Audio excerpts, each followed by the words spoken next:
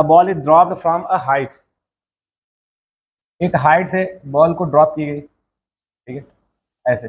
Ball यहाँ पर आके टकरा गई। अब इसके लिए तुमसे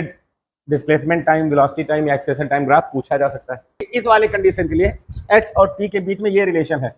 ये रिलेशन। अच्छा, ग्राफ जब भी हम देखते हैं ना तो दो क्वांटिटीज होती हैं, एक एक्स एक्सिस पर और एक वाई पर, तो ये दोनों ही वेरिएबल होते हैं,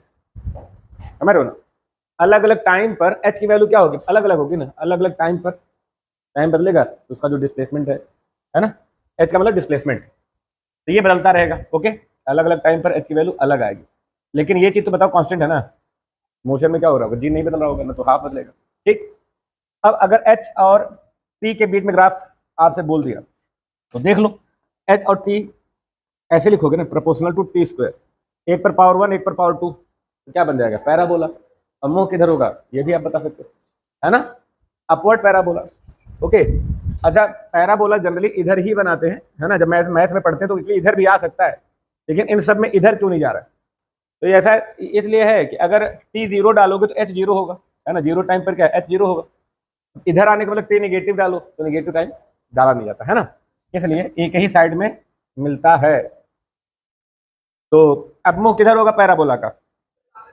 एच की तरफ, तो ये ऐसा रहा होगा तो मतलब सही है, एच की तरफ इसका मुंह बना दिया। अब यही अगर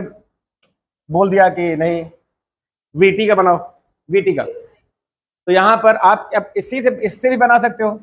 इसको डिफ्रेंशिएट करो, देखो क्या आता है, एच को H is equal to half G T square अगर है ना,